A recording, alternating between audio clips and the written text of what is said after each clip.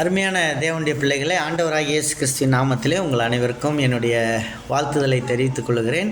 இந்த நாளிலும் கூட ஒரு தேவனுடைய வார்த்தை என்னவென்று சொன்னால், 1 புஸ்தகம் 29:12 சொல்லப்படுகிறது, எவரையும் மேன்மைப்படுத்தவும் பலப்படுத்தவும் உம்முடைய கரத்தினால் ஆகும். In thine hand it is to make great and to give strength unto all. அதாவது ஆண்டவருடைய கரம் நம்மை மேன்மைப்படுத்த முடியும்.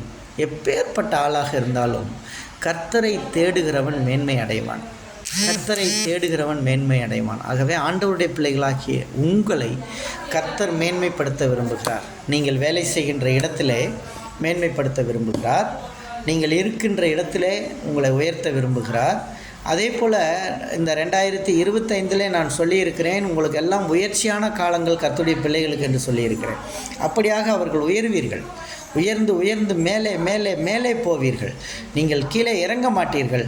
எப்போதும் மேன்மை அடைவீர்கள். தேவன் உங்களை மேன்மையாக வைப்பார்.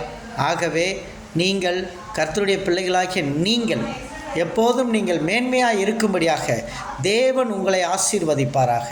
God will bless you. God will abandon you. God is always with you. தேவன் உங்களோடு இருப்பார். உங்களை மேன்மையடைய வைப்பார். அவர் தம்முடைய கரத்தினாலே உங்களை பாதுகாப்பார். தேவன் உங்களை ஆசீர்வதிப்பாராக. நாம் எல்லாரும் ஜெபிப்போம். அன்பின் கர்த்தாவே, உம்மை துதிக்கிறோம், உம்மை ஸ்தோத்தரிக்கிறோம். அந்த அருமையான நாளுக்காக நேரத்துக்காக நன்றி. நீர் எங்களை மேன்மையாக வைப்பீர். எங்கள் விசுவாச பிள்ளைகள்